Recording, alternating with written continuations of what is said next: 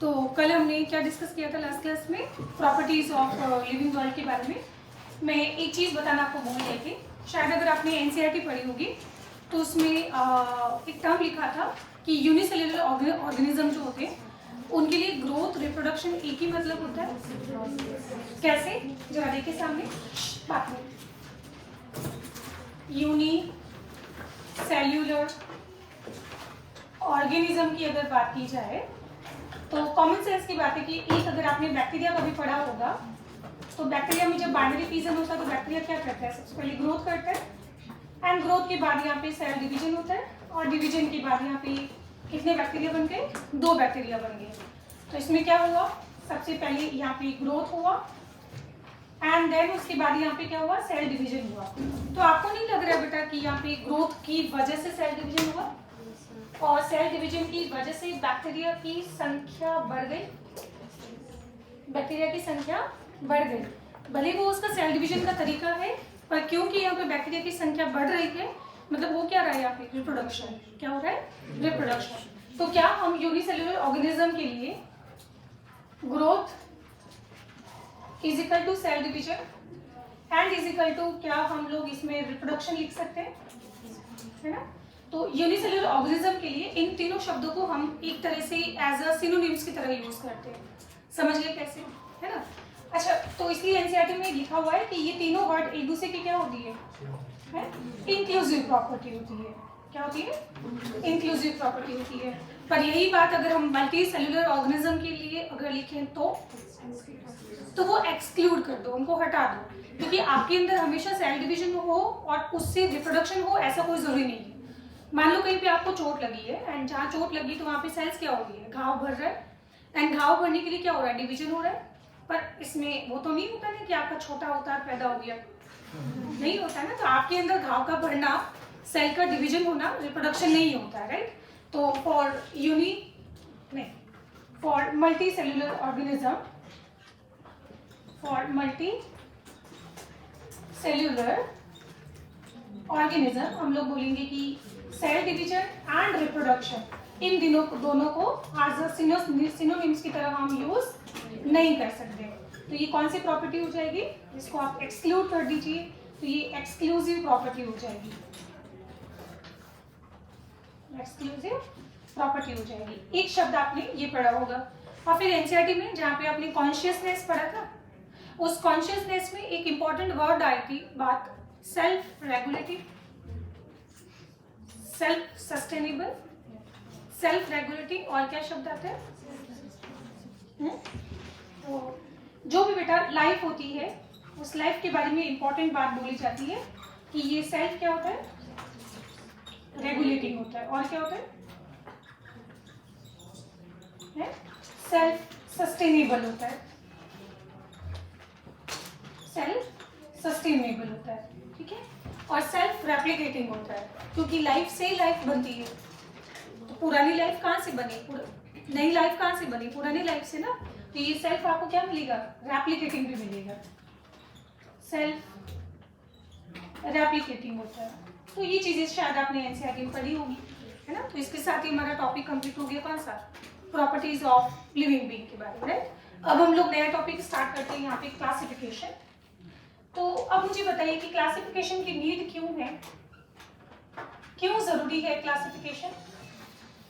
तो common sense की बात है कि बेटा अगर मैं बोलूं कि आपको किडनी स्टडी करनी है, ठीक है, आप लोगों ने जैसे एक्सक्रीशन वाला चैप्टर पढ़ा होगा या क्लास 10th में आपने किडनी पढ़ी होगी, तो आपने एक किडनी पढ़ के वो सारे ह्यूमन के ऊपर अप्लाई कर दी थी। क्या आपको 7 बिलियन पॉपुलेशन की हर एक पर्सन की किडनी अलग अलग से पढ़ने की जरूरत है क्या, नहीं ना। बस इसीलिए क्लासिफिकेशन को इजी करने के लिए हम लोग क्या करते हैं, नहीं, ऑर्गेनिज्म को इजीली स्टडी करने के लिए हम लोग क्या करते हैं, क्लासिफाई करते हैं। तो एक किडनी का स्ट्रक्चर पढ़ लीजिए आप ह्यूमन का और वही सेम सबके ऊपर एप्लीकेबल हो जाएगा। तो यहाँ पे आपको ईच एंड एवरी इंडिविजुअल को स्टडी अलग से करने की नीड नहीं होगी। फॉर एग्जाम्पल आपने पोरीफेरा पढ़ा होगा या एनलिडा पढ़ा होगा, है ना। तो हम लोग क्या पढ़ते हैं, जैसे मेमेलिया पढ़ा होगा, तो मेमेलिया में मैमल्स वाले जो कैरेक्टरिस्टिक्स आप पढ़ते हो, है ना। तो जो भी मेंबर उस मेमेलिया ग्रुप से बिलोंग करता होगा उनके सबके जनरल फीचर कॉमन होंगे नहीं होंगे, है ना। तो तो मान लो कोई आपने एक नया इंसेक्ट फाइंड आउट किया, तो जो चीज़ें आपने कॉकरोच के बारे में पढ़ी है तो 99% चीज़ें वही आपको सेम उसी इंसेक्ट में देखने को मिलेगी। तो आपको बेटा हर एक ईच एंड एवरी इंडिविजुअल को स्टडी करने की नीड नहीं होगी। तो दैट्स वाई हम लोग क्या बनाते हैं, यहाँ पे ग्रुप बनाते हैं और उस ग्रुप के हम क्या करते हैं, फिर कॉमन फीचर्स बना देते हैं। तो उन कॉमन पॉइंट्स को आप पढ़ लीजिए, तो आप उस ग्रुप के अंदर जितने भी जो मेंबर्स हैं उन मेंबर्स के बारे में आप सारा पढ़ चुके हो, है ना। तो क्लासिफिकेशन हम क्यों करते हैं, स्टडी को इजी बनाने के लिए, ठीक है। अब जब हम क्लासिफिकेशन करते हैं तो इसके अंदर एक शब्द आता है टैक्सोनॉमी, या सॉरी डाइवर्सिटी। पहले हम बात करते हैं यहाँ पे डाइवर्सिटी के बारे में। तो आप बता सकते हो कि पूरे वर्ल्ड के अंदर कितनी डाइवर्सिटी है, तो वो दी हुई 7.72 1.8 कितना दिया हुआ है मिलियन, कितनी पूरे वर्ल्ड की डाइवर्सिटी है। अच्छा, इस डाइवर्सिटी में प्लांट ज्यादा है कि एनिमल ज्यादा है, एनिमल ज्यादा है। इस 1.7 का अगर आप लेंगे 1.25 मिलियन तो वो आपको दिखाई देंगे एनिमल, और इसका 0.555 मिलियन 0.55 है ना, तो ये कौन हो जाते हैं इसके अंदर, प्लांट। तो कॉमन सेंस की बात है कि बेटा हाफ नहीं डबल से भी ज्यादा, ये तो 50 है ना, 50 का डबल, फिर उससे भी ज्यादा, तो डबल से भी ज्यादा आपको क्या देखने को मिल रहे हैं एनिमल। तो ज्यादा डाइवर्सिटी, डाइवर्सिटी में नंबर की बात नहीं कर रही हूँ मैं, वैरायटी की बात कर रही हूँ, है ना। जैसे आप सब लोग यूनिफॉर्म पहन के आते हो तो आप सब एक हो जाते हो, तो आपके अंदर सिमिलरिटी ज्यादा हो जाती है, डाइवर्सिटी आपके अंदर 0 हो गई, है ना। पर आप सब विदाउट यूनिफॉर्म आते हैं, है ना, तो उस केस में क्या होगा, आपके अंदर डाइवर्सिटी जो है वो बढ़ जाएगी। मैं नंबर की संख्या की बात नहीं कर रही हूँ, मैं डाइवर्सिटी की बात कर रही हूँ। तो ज्यादा वैरायटी आपको प्लांट में देखने को मिलेगी कि एनिमल में, एनिमल के अंदर। और एनिमल के अंदर जो वैरायटी या जो डाइवर्सिटी है वो प्लांट से भी डबल से भी ज्यादा होती है, या 3 टाइम होती है ऐसा बोल दो, है ना। अच्छा, एनिमल के अंदर सबसे ज्यादा मैक्सिमम डाइवर्सिटी आपको कहाँ देखने को मिलेगा, तो आपने पढ़ा होगा इंसेक्ट के अंदर, है ना। ये तो वो बात होती है ना कि अगर मान लीजिए आप सैटेलाइट के ऊपर बैठे हो, बहुत सारे पत्थर है, ऊपर से पत्थर आप पृथ्वी के ऊपर फेंकिए, तो पृथ्वी के ऊपर वो पत्थर सबसे पहला किसको लगेगा, मोस्ट प्रोबेबली इंसेक्ट को लगेगा, क्योंकि सबसे ज्यादा डाइवर्सिटी आपको कहाँ दिखाई दे रही है, इंसेक्ट के अंदर दिखाई दे रही है, सिंपल। दूसरा, यहाँ पे प्लांट्स के अंदर सबसे मैक्सिमम डाइवर्सिटी आपको कहाँ देखने को मिलेगी, तो आप बोलोगे एंजियोस्पर्म के अंदर। ऐसा हम शायद क्लास 12 के अंदर बायोडाइवर्सिटी वाले चैप्टर में भी पढ़ते हैं, राइट। ये क्लियर हो गया, ठीक है। अच्छा, अब हम जब क्लासिफिकेशन करते हैं तो इसमें एक शब्द आता है टैक्सोनॉमी। तो ये क्या होता है टैक्सोनॉमी, टैक्सोनॉमी को अगर देखोगे तो इसके अंदर 2 वर्ड आपको दिखाई दे रहे हैं, एक दिखाई दे रहा है शब्द टैक्सॉन और एक दिखाई दे रहे हैं नॉर्म्स। और बाय द वे टैक्सोनॉमी आपको थोड़ा अजीब नहीं लग रहा है, क्योंकि ये तो हमने कभी नहीं सुना, सही बात है, क्योंकि ये ग्रीक वर्ड है। ये कैसा वर्ड है, ग्रीक वर्ड है, एंड इस टर्म को दिया किसने था, साइंटिस्ट कैरोलस लीनियस ने, कैरोलस लीनियस ने। और इस चैप्टर में बेटा सबसे ज्यादा आप जो बातें हैं वो कैरोलस लीनियस के बारे में करोगे, है ना। टैक्सोनॉमी, क्लासिफिकेशन, बायोलॉजिकल नॉमेनक्लेचर, ज्यादातर इस चैप्टर के अंदर हम Carolus Linnaeus Carolus Linnaeus Carolus Linnaeus ही बोलते हैं। That's why father of taxonomy भी किसको बोला जाता है, कैरोलस लीनियस को, क्योंकि जब भी क्लासिफिकेशन की बात आएगी तो उसमें सबसे ज्यादा काम किसने किया, कैरोलस लीनियस ने किया। तो फादर ऑफ टैक्सोनॉमी कौन हो गए, कैरोलस लीनियस हो गए।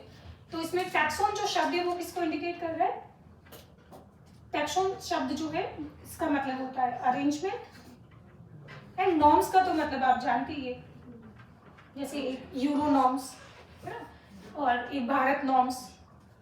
यूरो नॉर्म्स मतलब रूल्स होते हैं, तो ये क्या हो जाता है अरेंजमेंट, और ये क्या हो जाएंगे, रूल्स हो जाएंगे। तो क्लासिफिकेशन करने के लिए आपको कौन कौन से रूल्स का और किस तरीके से उनको अरेंज करना है, बस इसी को हम लोग क्या बोलते हैं, टैक्सोनॉमी बोलते हैं। यहाँ तक किसी को परेशानी नहीं। बाय द वे अगर देखा जाए तो टैक्सोनॉमी है क्या। अच्छा, अगर आपको सेल को स्टडी करना है तो आप क्या पढ़ते हो, साइटोलॉजी। एक जनरेशन से नेक्स्ट जनरेशन के अंदर अगर स्टडी करना हो तो जेनेटिक्स। अगर आपको मॉलिक्यूल्स के बारे में स्टडी करना हो तो बायोमॉलिक्यूल्स। अगर आपको फंगस को स्टडी करना हो तो माइकोलॉजी। और अगर आपको स्टडी करना हो एनिमल के बारे में तो आपके इंटरनल सिस्टम के बारे में तो ह्यूमन फिजियोलॉजी, है ना। और अगर आपको स्टडी करना हो प्लांट का इंटरनल स्ट्रक्चर तो प्लांट एनाटॉमी, प्लांट की एक्सटर्नल स्ट्रक्चर स्टडी करनी हो तो प्लांट मॉर्फोलॉजी। तो ये सारे लॉजी है कौन? लॉजी साइंस की ब्रांच होती है, मॉर्फोलॉजी, एनाटॉमी, फिजियोलॉजी, है ना, साइटोलॉजी। तो इन लॉजी का मतलब क्या होता है? स्टडी, है ना, या फिर हम बोल सकते हैं ब्रांच ऑफ साइंस। साइंस की क्या है? ब्रांच है। तो एक ऐसा नाम जिसके नाम के पीछे लॉजी तो नहीं लिखा है बट वो है क्या? साइंस की ब्रांच है। तो अगर जब कभी भी आपको क्लासिफिकेशन को स्टडी करना हो तो आप बायोलॉजी में कौन सी ब्रांच चूज करेंगे? टैक्सोनॉमी। तो taxonomy is a branch of biology in which we study about the classification and their rules, है ना। तो ये है क्या बेसिकली? ये है ब्रांच ऑफ साइंस। ठीक है, पूरा लिख लोगे, in which we study about the classification, rules and their arrangement. Arrangement और रूल्स को जिसमें स्टडी किया जाता है उसको हम क्या बोलते हैं? टैक्सोनॉमी। ठीक है, अब टैक्सोनॉमी के अंदर जब भी आप किसी ऑर्गेनिज्म को आइडेंटिफाई करेंगे, जैसे मान लो कि आपने कोई नया प्लांट डिस्कवर किया, जंगल गए, नया प्लांट डिस्कवर किया, ठीक है, उस प्लांट को अगर आपको क्या करना है? क्लासिफाई करना है, तो उसका तरीका क्या है? तो उसमें पहले आपको 4 स्टेप फॉलो करने होंगे। पहले क्या? कॉमन सेंस की बात है, सबसे पहले उस प्लांट को आप आइडेंटिफाई करोगे, तो पहले तो हो जाएगा आइडेंटिफिकेशन, फिर उसका नाम दोगे, तो ये हो जाएगा नॉमेनक्लेचर। अब बे नाम को आप कैसे क्लासिफाई करोगे? ये थोड़ी बोलोगे इस प्लांट का मैं क्लासिफिकेशन कर रहा हूँ, अभी इस प्लांट कौन है ना, उसका नाम देना होगा। फिर नाम देने के बाद आप क्या करोगे? इसका क्या करोगे? क्लासिफिकेशन करोगे। तो आइडेंटिफिकेशन हो गया, नॉमेनक्लेचर हो गया, एक और आता है इसमें, एक और शब्द आता है इसमें,